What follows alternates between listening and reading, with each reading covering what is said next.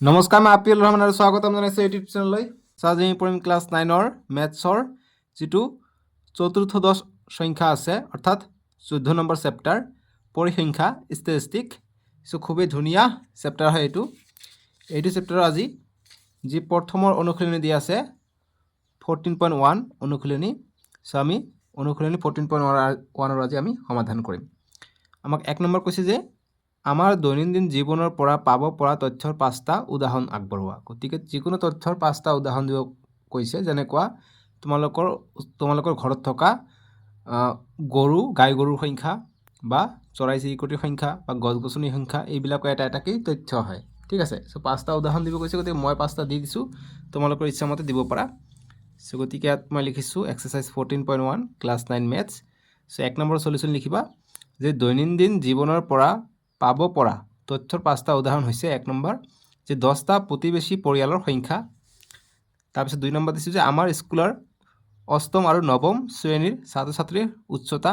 তোমালোকৰ যদি অষ্টম শ্ৰেণীৰ দিব পাৰা যে আমাৰ স্কুলৰ নৱম আৰু দশম শ্ৰেণীৰ ছাত্ৰ ছাত্ৰীৰ উচ্চতা, তেনেকৈয়ে হ'ব। 3 নম্বৰ যে বাতৰি কাকতৰ পৰা পোৱা নিৰ্বাচনৰ ফলাফল। 4 নম্বৰ আমাৰ বিদ্যালয়ৰ গছ গছনিবোৰৰ উচ্চতা। আৰু 5 নম্বৰ উদাহৰণ যে 10টা পৰিয়ালত ছোৱালী থকা সংখ্যা। বাছ, এইটো হৈ গ'ল 1 নম্বৰ চলিউশ্যন।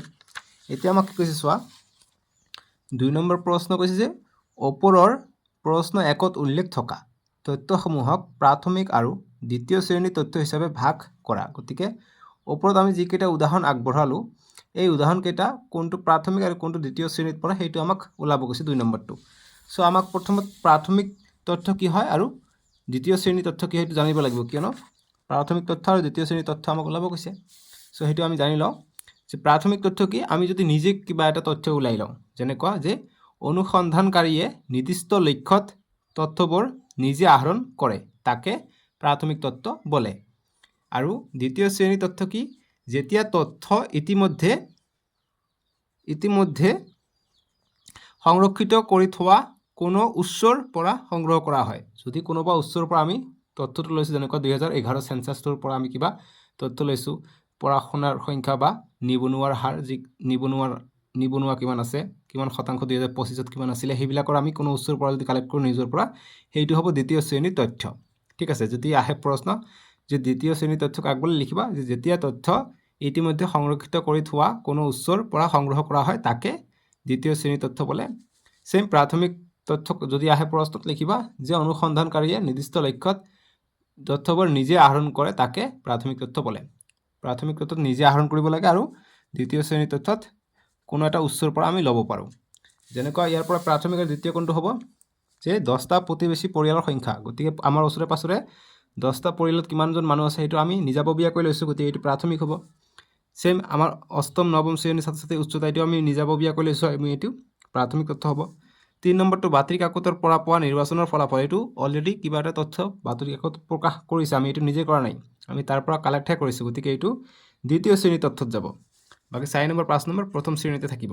ঠিক আছে, তেনেকুৱা আৰু যদি দ্বিতীয় শ্ৰেণীৰ তথ্যত দেখিবলৈ যোৱা যে বাতৰি কাকতত পোৱা সেইখন স্কুলৰ বা গুৱাহাটী ইউনিভাৰ্চিটিৰ ৰিজাল্টৰ তথ্য, গুৱাহাটী ইউনিভাৰ্চিটিত কিমানে পাছ কৰিলে বা মেট্ৰিক পৰীক্ষাত কিমানে পৰীক্ষা দিলে, কিমানে পাছ কৰিলে, সেইবিলাক হৈছে আমি সেৱা অফিচৰ পৰা ৱেবছাইটৰ পৰা আমি পাম সেইটো, গতিকে আমি সেইটো দ্বিতীয় শ্ৰেণীৰ তথ্যত উল্লেখ কৰিম। ঠিক আছে, গতিকে 2 নম্বৰটোৰ কাৰণে আমি চলিউশ্যনটো কৰিব লাগিব।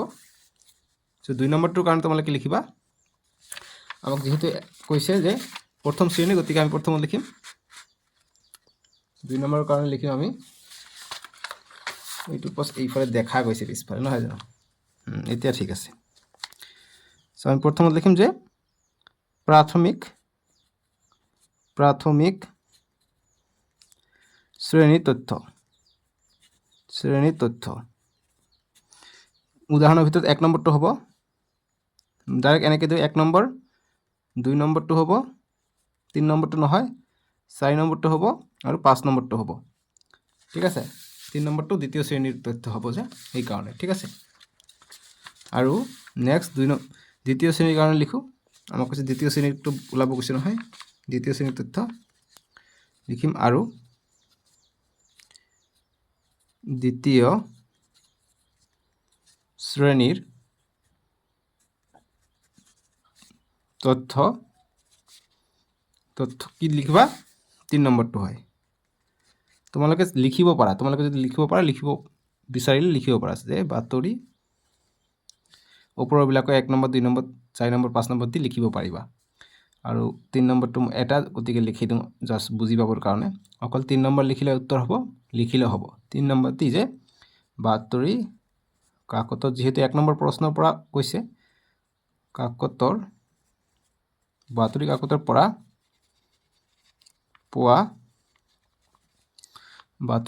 পৰা পোৱা নিৰ্বাচনৰ ফলাফল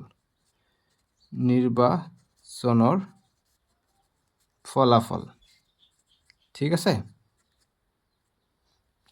সো এনেকৈ লিখিবা হৈ গ'ল 2 নম্বৰ সলিউশন সো আৰু দিয়া নাই এই দুটা প্ৰশ্ন আছিলে সো ধুনীয়াকৈ আমি বুজি পালোঁ ইয়াতে এটা কথা কৈ দিওঁ যি আমি প্ৰাথমিক তথ্য আৰু দ্বিতীয় শ্ৰেণীৰ তথ্য বুজিলোঁ ইয়াৰ পৰা তোমালোকৰ পৰীক্ষাত কিন্তু MCQ বনাই দিব উক্তি আকাৰে আহিব গতিকে প্ৰাথমিক তথ্য কি দ্বিতীয় শ্ৰেণীৰ তথ্য কি এইবিলাক তোমালোকে বুজি লোৱা যে প্ৰাথমিকটো নিজে আহৰণ কৰে আৰু যেটো দ্বিতীয় শ্ৰেণীৰ তথ্য আছে এটো কোনো উৎসৰ পৰা আমি আহৰণ কৰোঁ এইখিনি বুজিবা তেতিয়া MCQ যদি বনাই আহে তেতিয়া আমি পাৰিম বুজি পালা নাই গতিকে হেইটোৰ কাৰণে মই বস্তুটো কৈ দিলোঁ এতিয়া তো নেক্সট ভিডিঅ'ত 14.22 কৰিম ডেসক্ৰিপচনত দিয়া আছে নহলে স্ক্ৰিনত উঠিব তাতে ক্লিক কৰি চাব পাৰিবা তোমালোকৰ কাৰণে মই ক্লাছ 9 ৰ প্লেলিষ্ট বনাই দিছো প্লেলিষ্টত গৈ 1 by 1 সবে চাব পাৰিবা ঠিক আছে সো আজিলৈকে আহোঁ চেনেলটো সাবস্ক্ৰাইব কৰিবা আৰু ভিডিঅ'টো লাইক কৰিবা দেই